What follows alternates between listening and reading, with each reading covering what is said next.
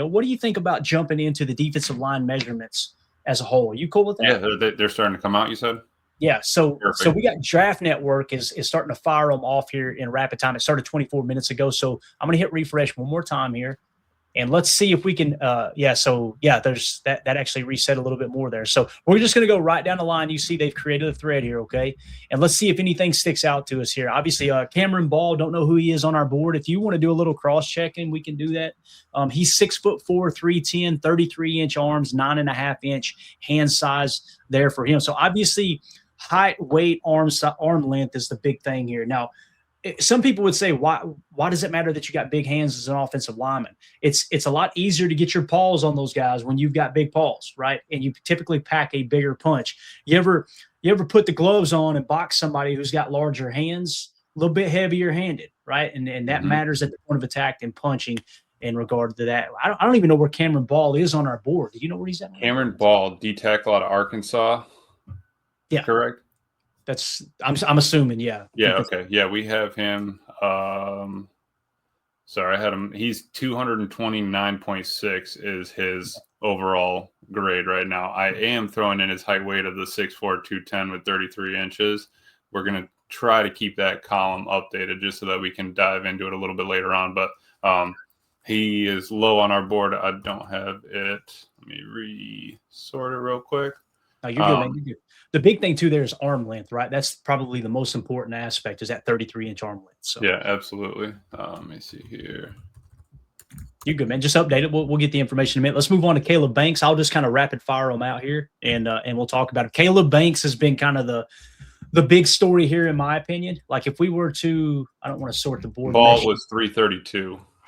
Okay, so he ended up in the 332 spot. Gotcha. So you're talking about, according to our board, potentially an undrafted free agent. We won't spend a whole lot of time there. Caleb Banks, right, defensive lineman. He's our second best defensive tackle. We got a 28.6 grade on him. Dane Brugler has him at 24, Tankathon 29, Daniel Jeremiah 39. So he'll probably be long gone before the Packers pick, I'm sure. But to me, he's the one that sticks out the most here, Emilio. 6'6", 327, 35-inch arms, and almost 11-inch hands. Wow. Caleb Banks is going to be a monster. Now, what did he do at the college level in terms of PFF, right? So at PFF in 2023, he was the 303rd highest graded defensive lineman. He jumped to 196 in 24, and we're showing the red box in 25. So evidently an injury is what kind of maybe lowered his stock a little bit there. We'll see if he's fully healthy. Obviously, if he's out there at the combine, we'll see him in the drills and see if that holds true. The PFF big board had him in the 16 spot. Consensus big board was a little bit different. They had him at 29. And, of course, Daniel Jeremiah had him at 39, Tankathon 29. And like we said, Dane Brugler has him as high as 24. So this is a guy that's probably going to be middle of the first. If he dominates and shows that he's completely healthy, who knows, man? Maybe he climbs up in the top 15 or so. Hey, it's not going to happen for us, but the fact that he's 6'6", 327 that's impressive. It really is, man. It is. Moving on, Nick Barrett, 6'3", 312 pounds, 33 3/8-inch arms with 10-inch hands there as well. That's another defensive tackle. Rashawn Benny. I think the Packers met with Rashawn Benny, if I remember correctly, right? Yes, we did. 6'3", 298, 33 3/8-inch arms. So the arms check out pretty well there, right? I can't remember the exact thresholds we had. We had an article pulled up on PFF or on Patreon. Let me I'll try to pull that up off to the side here. That way we know exactly what the minimum and what the history showed in terms of threshold. Man, I got more windows open than a trailer park right I'm telling you. Tell you. We'll hopefully it won't slow the stream down. You let us know. Make sure in the chat, let us know that the stream is flowing okay with all these different windows open here. And so far we haven't really had the arm length discussion. Everyone's sort of still sitting there at that 33 inches. So I think we're in good shape that way. It's just, once we get into the O line, I think that's going to be a lot bigger of a talking point coming forward. Mm-hmm. Yeah, it seems like when we did that threshold report the other day, the big thing that stood out, here it is. I had the one from last year. So the big thing that stood out is on one side of the ball, it was a little bit more important than the other, right? Like offensive line, they're saying the minimum threshold is 33 1/4 inch arms, okay? For offensive line athletic threshold for the Packers. The ideal is 34 plus. However, when you get the defensive tackle, it says the arm length, the minimum is 32. So you're willing to put up with it a little bit more on defense. Although if you get above 33 inches, that's the ideal arm length for the Packers. Okay. So again, anything over 33, you consider ideal on defense, on the defensive line. So Rayshon Benny seems to check out pretty good there. He's a little bit lighter. You might want to see him over 300 pounds. The hands aren't quite as big as some of the other guys, but decent measurements there. Devonte Capehart, 6'5", 313, 33 7/8 inch arms, and then 10 1/4 there. So he's got the 33-inch arms. That checks out pretty good, 6'5", 313 at defensive tackle. Absolutely. Where do you got can you see where he's at? Yeah, Capehart is we have a score of 174.2 on Capehart, which puts him right about 240-ish, 234. So he's, closer. Some of those guys are lower down on, the when we're sorting by D linemen, but looks more like a late round pick kind of guy. Got it. And back to Rayshon Benny here, guys, with his measurements and everything, 6'3", 298, 33 3/8 inch arms. The Packers did meet with him at the Senior Bowl. We've got him in the 160 spot, and he's very intriguing. Dane Brugler has him as the 100th best prospect, which would be significantly higher than our 160, right? Mm-hmm. He also got the 5-point bonus at the Senior Bowl, so he dominated at the Senior Bowl. So Rayshon Benny helping his draft stock today, no doubt about it. With that arm length. Brandon Cleveland, 6'3", 307, 32 3/8, a little bit shorter arms, right? Dante Corleone, that's a guy that some people absolutely love, right? 6'1.5" 340 pounds. My man is thicker than a bowl of oatmeal.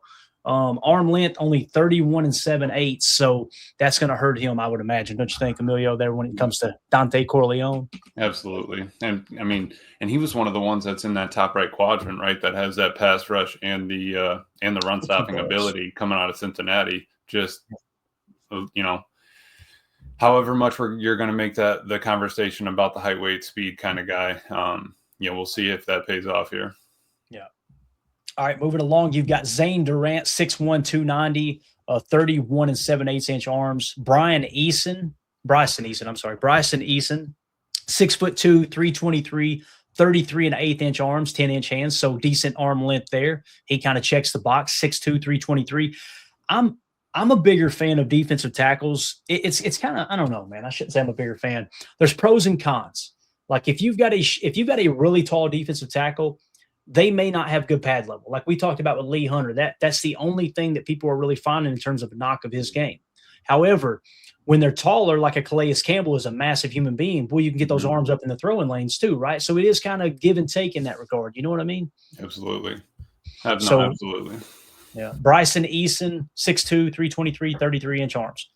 Devin Eastern. This one's really interesting because the Packers just met with him. Look at this. 6'5", 315, 34-inch arms and 10-inch hands. I'm pretty sure that I actually typed that in this morning, that Devin Easton, or is it Eastern? Yeah, it's Eastern. That's right. Devin Eastern, right? The Packers did meet with him. Now, we got a 344 grade on him. He's way down the board. But, boy, he's on track to have a great RAS. 6'5", 315, 34-inch arms, 10-inch hands. So that's really, really interesting there. And it seems like you get a couple of those guys that are, a little inside, a little outside. Like here, Bryson Eason, just the player before out of Tennessee, we have him as an edge, right? And, you got the D-line, everybody in there kind of working around. DJ has also talked about how it's a deep edge group this year as well. So I wouldn't be surprised if Gutey takes a shot at one of the edges. You're worried about Rashawn. You're not sure what Kingsley's going to do. You got to be planning everything that Gutey and the team is doing is also, it's for this year, but also for next year, the year down the road after that. You got to plan ahead on who's still going to be here in the future. Yeah, and this one hurts, Emilio. This one hurts bad, dude. Skylar Gill-Howard, right? We were talking about him. He is in the upper right quadrant for run stop rate and pass rush ability, right? Like he played great. If you remove the measurements, you go, he's a top 2, top 3. Definitely top 5 defensive tackle. Here's the problem. 6'1", 280 pounds, 30 3/4 inch arms. 30-inch arms and 9 1/4 inch hands. 3-0? 3-0, 3 3/4 of an inch. Yeah. Mm. That's wild. How in the hell did he play so well with such short arms if it truly matters that much? This is where Brian Balaga would say, yeah, they said I wasn't worth their crap because my arms were short too, right? Like, it's a tough conversation, but it does factor in. So let me look at the bright side here. Us saying that we really like Skylar Gill-Howard, that may hurt his draft stock where you can get him later in the draft. The question is, would Gutey be willing to take him at any pick with 30-inch arms, right? Yeah. So that's tough, man. It's really, really tough. So Skylar Gill-Howard, man, that's man, he's like 3 inches from everybody that I've got in so far. He's like 3 inches shorter in arm length from everybody. I mean, the hand size isn't terrible. You know, you're 9 pushing 10, but watch this. We're going to break out our personal assistant here real quick. Don't say anything, Emilio. Hey, big dog. How long was Aaron Donald's arm length at the combine? At the 2014 NFL Combine, Aaron Donald's arm length was officially measured at 32 5/8 inches, which is about 82.9 centimeters. All right, so 32-inch arms for Aaron Donald. I was trying to give Gill-Howard something like, well, you know, Aaron Donald's are short. No, that's really short arms, So that's tough, man. That sucks for Skylar Gill-Howard. Now, who knows if he sinks in the draft? I would love to take him late. I just don't know if Gutey would, you know. So next, did we talk Grayson Halton yet? We did not, did we? No. So Grayson Halton, I want to say the Packers met with him. Am I wrong with that? Did they meet? Maybe they did. No, they did not. They met with Caleb Proctor. I'm kind of excited to see. Did he come? Did he go to the combine? The one out of southeastern Louisiana. I haven't seen yet. I hope he's on this list. That would be surely he did. Oh, I got to see the little name at the bottom there. I know. I'm excited about it too. So Grayson Halton, 6'3", 293. We're like a couple kids at a candy store. This is awesome. 6'3", 293, 31 and an 1/8 inch arms for Grayson Halton. Hand size is 10 inches, so nothing great there. It's Xavier Harris. Listen to this, boys. 6'8", 330 pounds. Louis said 6'8". Yeah, exactly. 6'8", 330 pounds, 34 5/8 inch arms, and 10-inch hands. So, my gosh, Xavier Harris is a monster of a human being. Where the heck is he on our board, man? I got to know. Our boy Xavier, 160-ish. So he's probably sitting around 200, late 100 picks. Yeah. So, again, what Emilio's saying, guys, if you're new here, we got a 160.4 grade on him. That would suggest he's worthy of the 160th pick, but he's going to be significantly lower on our board. It's probably going to be 20 or 30 prospects higher than him, maybe even more, right? We don't have it sorted by that at the moment. I'll do it real quick. You're good, man. Keep where you at. Yeah. Xavier Harris is 200 even, actually. 200 is where he's at? Got it. And back to Grayson Halton. Grayson Halton is actually 134 on our board, right? So, man, that's wild. All right, you ready for Lee Hunter? We talked about him earlier today. Let's do it. Lee Hunter, 6'3.5", 318, 33 1/4 inch arms, hand size 9 1/4. Not off the charts, but checks the box, right? We talked about it when we did our extensive deep dive there. Again, the minimum threshold for the Packers in the past, arm length, 32 inches. Ideal preferred, 33 plus. Lee Hunter, check the box, right? So, what do you think, man? It's Lee Hunter's one of those names that's really starting to pop up. Like if somehow, some way he's there at 52 or he gets in range to trade up, that might be truly on the Packers' radar. Over 6 foot, over 300, over 33. I think you check all those boxes there, no problem. Yep, absolutely. Next is Darrell Jackson, another player we've talked about significantly. I like him. Yep, out of Florida State. Yep, the Packers actually met with him. I believe it might have. Yeah, they met with him at the Shrine game. I'm pretty sure East-West game. That's right, East-West Shrine. And I think he played really, really well at the Shrine Bowl, if I remember correctly. So, Darrell Jackson, 6'5.5", 315 pounds, 34 3/4 inch arms. And look at the paws on this guy, 11-inch hands. Yeah, he definitely helped himself today. Well, his mama helped him. Yeah, well, there you go. That huge human being there. By the way, shout out to Mama Jackson for the labor there. I can only imagine how big he was as a kid. 6'5", almost 6'6", 315. Imagine Calais Campbell's mama. Lord have mercy. Whew. Boy, That'd be rough. Anyway, Absolutely. Shout out to all the mamas out there. Y'all are amazing. I just want to say that. Let's hit the super chat real quick from R. Smith. Thank you so much for the kind dono. Late to the chat. Not sure if you got this, but I believe we met with Harold Perkins, LSU linebacker. Have you seen his tape? Man, plus Quay might be gone. We actually have him keyed up to do a scouting report on him. We've got a scouting report filled out in our Patreon group over at patreon.com/PackerFan Total Access. We will hit that probably later on today or on tomorrow's show, because we're obviously going to run out time hitting some of these latest combine numbers. So again, when you look at the scouting report there with Harold Perkins, it's exciting. He's lower on our board, R.R. Smith. I'll give you a little bit of a snapshot. If I remember correctly, he ended up landing in the 248 spot on our big board. Okay. And you're going, whoa, that's way down there. I agree. It's way down there.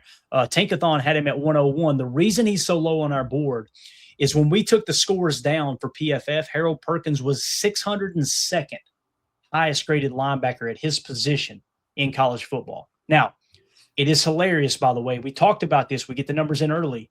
I looked earlier, that grade, all of a sudden his grade rank changed, Emilio. So PFF is going, literally PFF is going behind the scenes and changing people's grades during the scouting process. And it's like, what are we doing here? Right? Come on, people. Let's and that's not a knock against Harold Perkins. That's just where he sits on our board. I want to say the consensus big board had him at 103 and the PFF big board had him at 142. So maybe they looked up and said, how do we have him at 142, but we had him 602nd at a score? Let's change that. We can adjust that later if y'all want, but the grade is the grade though, Emilio, right? Like you got to keep the grade that they give. Absolutely. I mean, you still have all those prospects out there. I mean, you still have linebackers out there. Red Murdoch wasn't 600. Red Murdoch was second in the nation. You know what I mean? So that's, I mean, I'm just saying, but you look at it because, I mean, you take all those into account. Yeah, I think the 23 grade is helping him because it's a 243. So you got the PFF big board of the 142, the consensus of 103, and then his 602 that we have to take into account the 25 grade. We can't. If we have a 25 grade, we can't just get rid of that one because that one's the most recent. We want to take that into account. So his average before anything was a 272. So he would have been 300-400 on the board. What helps him the most is Tankathon brought him in at 101. That dropped his overall down to 186. So, I mean, Tankathon having him at 101 brought him down almost 100 points with the averages. So he has a shot now, right? But you can't be performing 600 best linebacker and say, you know, I'm going second round kind of thing. All right. And when Emilio says it brought him down, he's actually talking about him rising up the board. It's right. Yeah, I'm sorry. Down. Yeah, brought us overall, you know, the lower score wins kind of thing. Yeah, lower number wins, definitely. So, yeah, here's the thing about Harold Perkins. If you go, well, y'all got him way too low, I can respect that opinion. I really can. And I haven't watched this tape, so I'm taking R.R. Smith's word for it. I'm sure the tape looks phenomenal, right?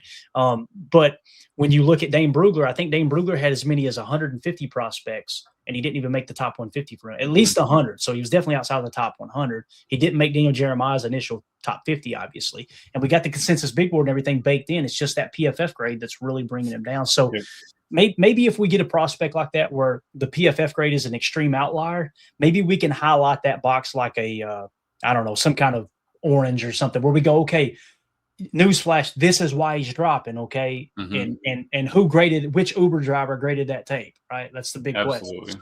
So, shout out to PFF. R.R. Smith, thank you so much for the super chat, man. All right, moving along here. We talked to Darrell Jackson. Bobby Jamison Travis, sound like a country singer. 6'3", 328, 34 and a quarter inch arms, 9 5/8 inch paws there. So obviously he helped himself. Tim Keenan, defensive tackle out of Alabama, 6'1", 327, 30 and a half inch arms. That's tough. It's tough look there. Jackie Marshall, defensive tackle out of Baylor, 6'2.5", 293 pounds, 32 inch arms, 9.5 inch hand size. Chris McClellan, defensive tackle out of Missouri, 6'4", 313, 34 inch arms, hand size 11 inches. Where is Chris McClellan? Because Gutey is going to love those measurements right there, man. Chris McClellan is 174 on our big board. Dane Brugler has him at 95. So Dane Brugler says we have him way too low. The reason he's lower on our board is mainly because the consensus big board said 328. The PFF big board said 328 is what we got them both in at. That's really rare that they're both the same number. Yeah, that might be one we need to update, Emilio. You know it. I'm going to pull that up off to the side. Okay. Keep that highlighted and let's troubleshoot this. We did this the other night in real time, right? We decided that was with the Michigan State center, right? That's correct. So McClellan, right? McClellan, where does he sit today? We'll talk about where he has moved. Where is he? Is he even on the board? What in the world is going on? Do they have him listed as an edge, maybe? Where's McClellan? Oh, this is about to get interesting. Like, I'm not seeing him. Chris says Excelia with Red Murdoch got Glover jealous. Don't worry, different sides of the ball, Chris. Come on now. Chris McClellan, defensive lineman out of Missouri. Okay, so at the end of the college football season, so that's a typo then. I'm glad we checked it. McClellan at the end of the college football season was 158th according to the consensus big board. Okay. 150, 148? 158. 158. Yeah, so let's use that number. Since then, he's actually risen, but let's use the 158. So that was the problem. Down a lot. Yeah. So now if I hop over to PFF's big board, they may have changed it too, but just want to make sure that we get it as close as we can. I like doing these in real time too, so you guys can kind of see how the cake is baked, so to speak. Chris McClellan, according to PFF, is where are you at, sir? Chris McClellan, 127 now. So do we want to take half like we did last time? Do we want to take the difference on that, or are we taking 127 for him? Man, that's interesting. Where does he got his now, when I put in the 158, he dropped from like 142 as his final grade to 128. So that would put him right around the 148th pick-ish. 148 on the board, I mean. What's his rankings starting in 23? 23 he was 547, 24 he was 185, and 25 he was 72.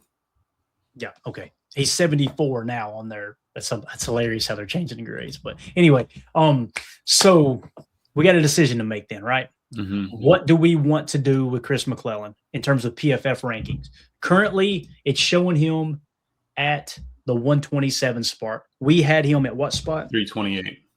All right, so 328 and 127. I mean, they gave him 200. I mean, that's a jump. So right in the middle of those two numbers would be 227.5. What do you think? How do you feel about it? I'm good. Is that still too low? 227. Where's that put him? That puts him at 117.8. That would put him right around the 130th, 131st on the board. Does that feel good to you, or should we just do it? I think that's pretty fair. All right, let's do it. Let's roll with that then. He has been updated. There you go. Troubleshooting that in real time. You love to see it, right? Love to see it. Next, you got Caden McDonald, 6'2", 326, 32.25-inch arms. So he meets kind of the minimum threshold. It's not ideal. Obviously, Caden McDonald is considered the best defensive tackle in the draft. He'll be long gone. Yep, he is 21 on our board. There you go. My boy, Kristen Miller. You ready for this? Let's hear it. 6'4", ding, ding, 321, ding, ding. Arm length, 33 inches. Let's go. 10-inch hands. Kristen Miller's going to be rising up boards. Love it. Love to see it. Next, you've got Tyler Onyedem. Perfect. All right, works. Defensive tackle for Texas A&M. 6'3.5", 292 pounds, 34 1/8 arms with 10 1/8 inch hands. The arm length at 34 1/8, and the fact that he's almost 6'4" and at 292, he's probably a lot leaner than some of these guys. I like that. I like that a lot. I think he helped himself there, obviously. And Chris N. Is Chris N still in the chat? Look at this. Chris N's in the chat. Up next, Big Citrus. 6'2", 322 pounds, 33 3/8 arms, hand size 10 1/4 inches. Those are good measurements. Big good, right? I like the fact that his arms are almost 34 inches long, and he's 6'2", low center of gravity, still long arms. That's going to help Dominic Orange big time. And if you guys have ever seen an image of Dominic Orange, you hear Big Citrus and you think, oh, he's probably just got the big belly hanging. His arms are shredded, dude. Like I thought you were gonna say. Have you ever seen a picture of him? It's just like the Syracuse mascot, man. He's just a big orange ball running around. No, he's got some muscle mass to him. That dude is stout. Man. There he is. I knew Chris was in there. He wasn't gonna let it slide. Yeah, so he definitely helped himself. Oh, look, we got Caleb Proctor in the house, baby. Caleb Proctor, you ready for it? Come on. All right. 6'2", 291, little light, 33-inch arms, hand size 9.5 inches. The arms check the box at 6'2", 291. I like it. I don't think that hurts him. Do you? No, I don't think. I mean, under 300 is maybe an issue, but the arms at 33, I feel like kind of evens that out. I feel like they can look past, weight a little bit more than they can look past arms, because you can't grow longer arms really. Very, very good point. Very good point. Well, I don't know, man. It's 2026. Maybe they got something weird. Yeah, you could get those. You got your knees done, Clay. Get a little taller, like White Chicks. That's a great movie. You've seen that one? Yeah. Oh, yeah. Okay, I was just making sure. You're not a big movie guy. I'm just making sure. I know of it. I haven't watched the whole thing, but I know of it. Let me just put it. I can't lie to you completely here. I think it would get canceled today. Don't you think? You think it would get probably. Canceled? But I mean, could you imagine getting your knees done? I mean, how'd you get 6 inches? Got my knees done. Did you see this right here? Janice said, per Joey at Chat Sports, Packers have had a formal conversation with Brandon Cisse at the Combine. Nice. And I could be wrong. Janice, you may be able to let us know in the chat. I was seeing somebody wrote up a thing saying that he's basically a slot corner. I don't know if there's any truth to that or not. I haven't dove into him too much. Do we have any kind of V next to him on the board at all? We don't. We just have a cornerback out of South Carolina. He has the hard eyes. He does hit the threshold, though. Something to keep. And something he is to 44th on our board. So that could be the second round pick, depending. Yeah. All right. So we got Caleb Proctor. Got that information in. Albert Regas, defensive tackle from Texas A&M, 6'1", 295, 31 5/8 inch arms, hand size 9 5/8 inches. So obviously falling short of the 32 inches. Not a good look there. Probably gonna. I don't know how high he was on boards anyway, but yeah, that definitely wasn't good measurements there. So then next you've got Gary Smith, out of defensive tackle out of UCLA, 6'1", 319, 32.5 inch arms, hand size 9 3/4 inch. So there you go. That is Gary Smith, the third defensive tackle out of UCLA. Man, that's fun getting that information in real time. I'm going to try to back up on Twitter and take a look and see if anything else is coming down the pike. And there you go, Janice. I just seen what you were talking about. Easton Butler just tweeted out that South Carolina cornerback Brandon Cease did meet with the Packers. He was actually crediting Gary Wolfel, the guy who had mentioned that earlier with one of the other prospects. So we can go ahead and put the cheese emoji next to that. He did. He received the cheese emoji, Clay. Thank you, bud. Appreciate it, man. Appreciate it. All right. So there's Brandon Cease. And yeah, there it was, confirmed. He had a formal interview with the Packers at the NFL Combine in Indy. Cease is regarded a late first, early second round draft pick. The Packers' first pick is late in the second round at number 52. I think what Gary's hitting at is, we're looking to maybe trade up because all these guys that they're meeting with, and now Gutey did say at his presser, I think it was 2 days ago, he said even though they don't have a first round pick, they're treating the process exactly the same, right? So that would suggest like, hey, if you got it, and listen, there's no surprise, you should do that. I was going to say, yep. If the board falls a certain way, you want more information rather than less. So if you didn't do any preparation on the first round talents because you don't have a first round grade, that's just silly to think. What if two of those guys fall out of the first round? And it's like the Bears. Right. Just take Caleb because he's Caleb, right? I don't even want to look at Jaden or anything like that. Exactly right. Exactly. Going back to draft news here. Oh, we got is that offensive lineman coming in now? No, that's edge defender. So we got some edge defenders coming in. It looks. Defensive end measurements are coming in now. So we do not have time to hit it. I'm assuming you got stuff you need to do, Emilio. I'm ready whenever you are, man. I'm excited. We're going to start getting some of this information coming in, some real numbers, actual, guaranteed. No more PFF numbers, no more, college team numbers where you get your height measurement in cleats, you weigh in with all your pads on, stuff like that. So I'm pretty excited. We get some real numbers here. And again, I'm not saying the Packers won't draft an edge defender, right? I'm not saying that. If the board sits just right, it's a tier 1 position of importance. Obviously, you're going to do that. But I'm glad that we got the defensive tackles live on the show like that, because that's obviously something that the Packers really need to address. Whether Devonte Wyatt is in the future or not with the Packers, you've got to continue to add to that defensive tackle room. So I think we would all agree it did not meet the standard last year. And Devonte Wyatt's going to be 28 years old. We hit him with the 5th-year option, so you got to decide, do you want to extend him or not? If you don't extend him, do you go into free agency? Do you grab somebody like a Calais Campbell, David Onyemata, Live Ozarike, or Logan Hall, someone like that? Or do you try to nab one of these guys in the draft? Obviously, the ones that are kind of in range for me, if Lee Hunter were to fall to 52, that would be just an absolute godsend, right? Probably not going to happen. So next on the list will be Darrell Jackson and Dominic Orange. Those are at 91 and 99. Now, you don't want to reach at 52 for those guys, but if you want to make sure you get a defensive tackle, you're going to have to get really creative there. They should be there. Well, I shouldn't say they should. Just because our board says it doesn't mean it's true. Right. We're picking at 84. Theoretically speaking, you would think that Darrell Jackson and Dominic Orange are going to be there, but we've got those scouting reports for Darrell Jackson already queued up. We'll probably hit that a little later today. So, but yeah, that's going to be really interesting to see where he ends up falling into place for sure. So, yeah, this is fun, man. Anything else? Any other notes you got? Anything at the forefront of your mind here as we kind of put all that information in the board?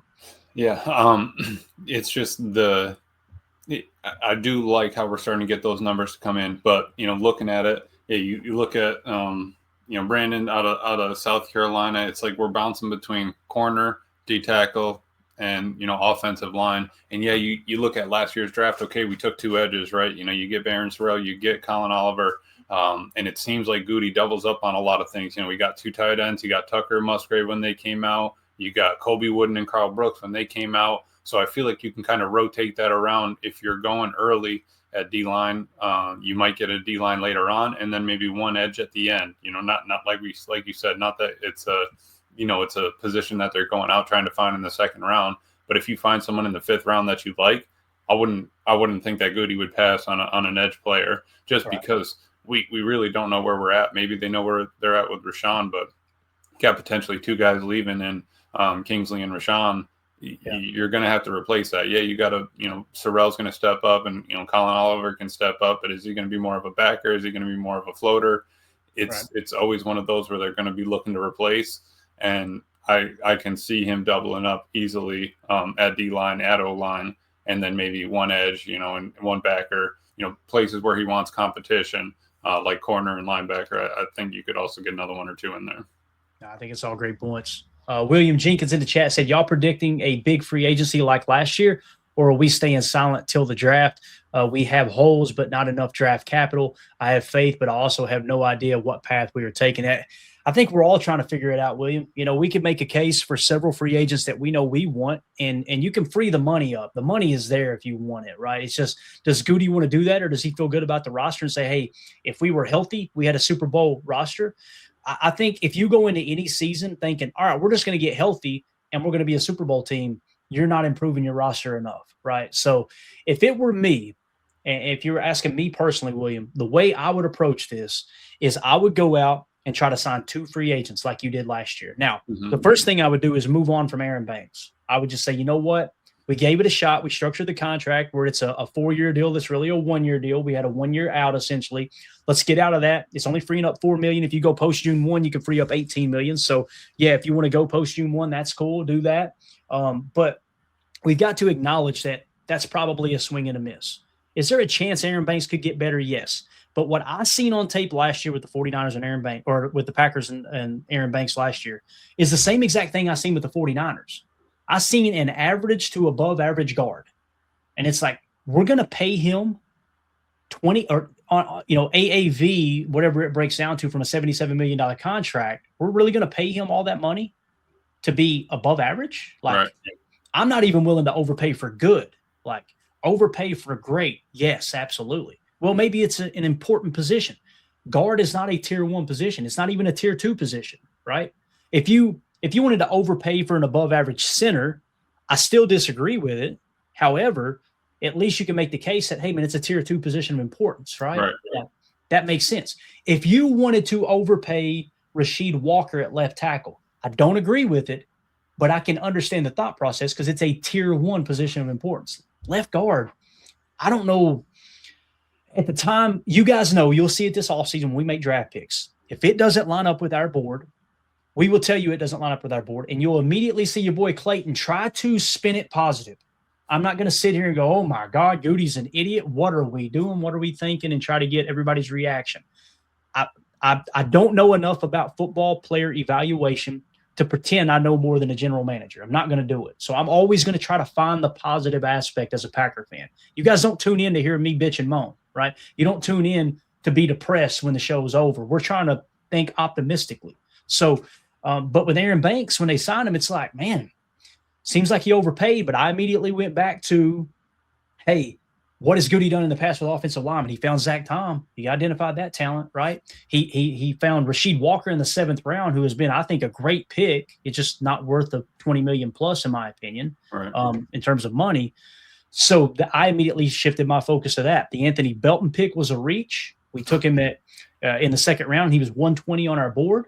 Aaron Banks did not come. You notice we did not talk about Aaron Banks being one of our top free agents going into free agent period, right? Because he wasn't listed as that. So, well, and you think about it, Clay, the draft capital that you could be getting out of it, not this year, obviously, but next year for who's leaving. You get Rasheed. If Quay gets paid, you get all these guys going out there and getting that money. You're going to get those extra draft picks moving into next year. You're also planning ahead on that as well. But it's the question of, is Gutey going to not accept it, but is he going to, take into account, okay, maybe I did miss on Banks. I'm ready to move on from him a year away.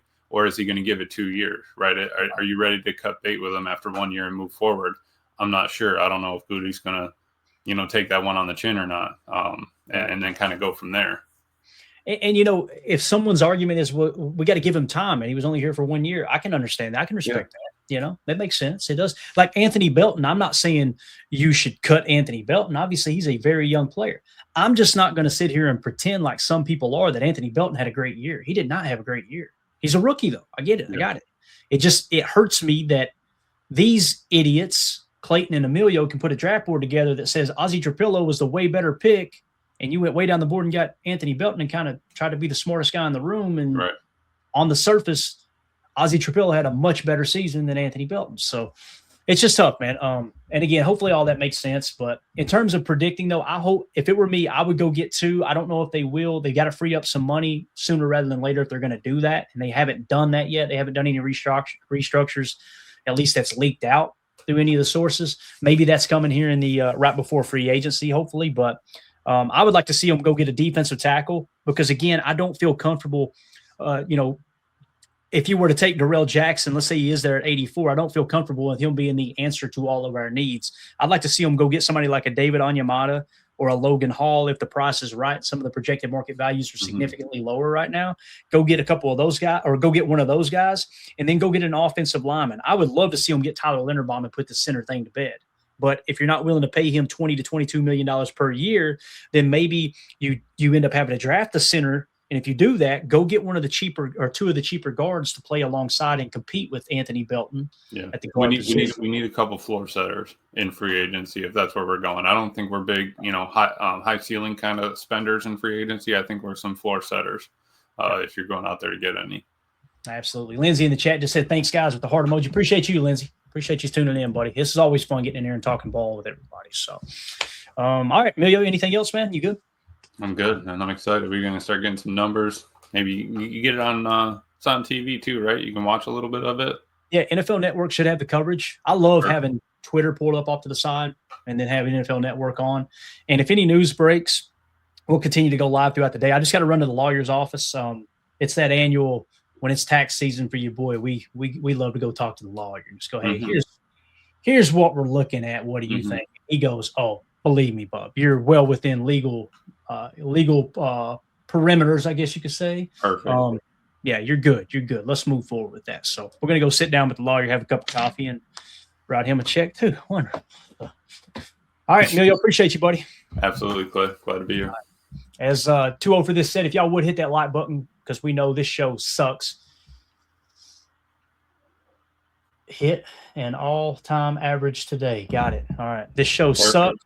This show suck hit an all-time average today. There, I love see the wordplay with 2-0 for this is always there's levels to this thing. There is, yeah, it's deep. Not an all-time high, an all-time average today. So, So, appreciate you, Will, for this. You're the man. So everybody hit that like button for us. Hit subscribe. Click the bell icon. We'll go live if any kind of news breaks. That's Emilio. This is Clayton. This is PTA. Everybody have a great afternoon. I rock you too, buddy. Appreciate you, man. We'll see y'all later. Bye. Here we go. We're out. Bye, guys.